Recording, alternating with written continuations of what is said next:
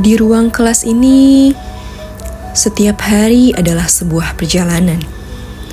Bukan hanya perjalanan memahami pelajaran, tetapi juga perjalanan memahami manusia kecil yang sedang tumbuh di dalamnya. Saya Uswatun Hasanah, guru kelas 2 di SDN Kota Negara 2. Setiap hari saya berdiri di depan kelas, di hadapan 32 siswa-siswi hebat yang datang dengan latar belakang, karakter, dan perasaan yang berbeda.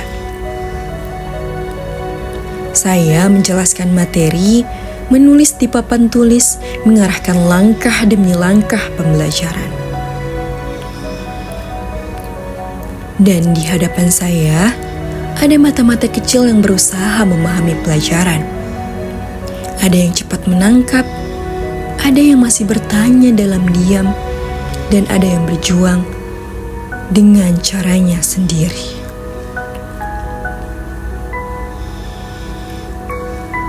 Namun bagi saya, tidak ada usaha yang sia-sia.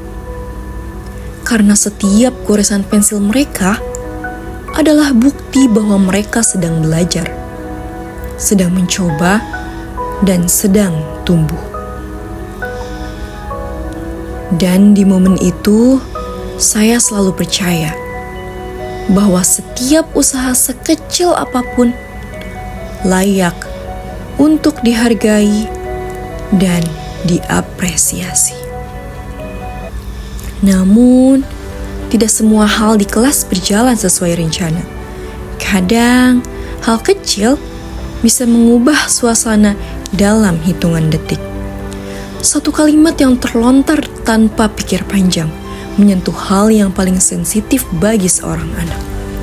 Dan dalam sekejap, kelas yang tadinya tenang berubah menjadi ruang emosi yang meledak. Di momen seperti ini, yang dibutuhkan bukan kemarahan, tetapi kehadiran.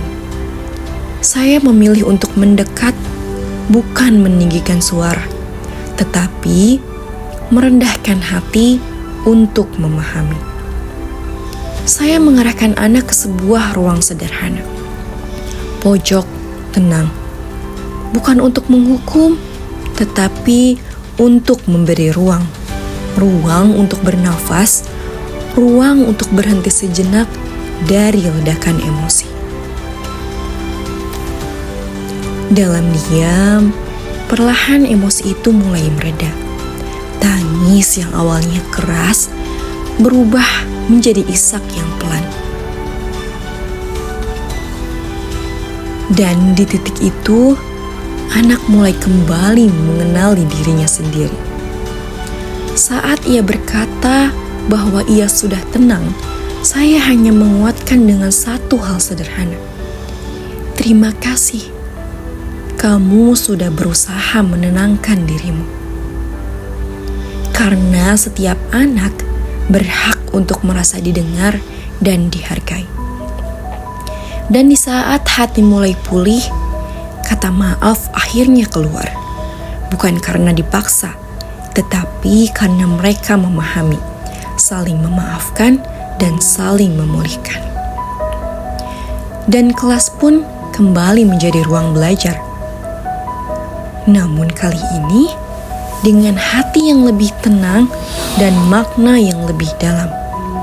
Karena sejatinya, pembelajaran terbaik bukan hanya tentang apa yang dipelajari, tetapi tentang bagaimana anak belajar memahami dirinya sendiri.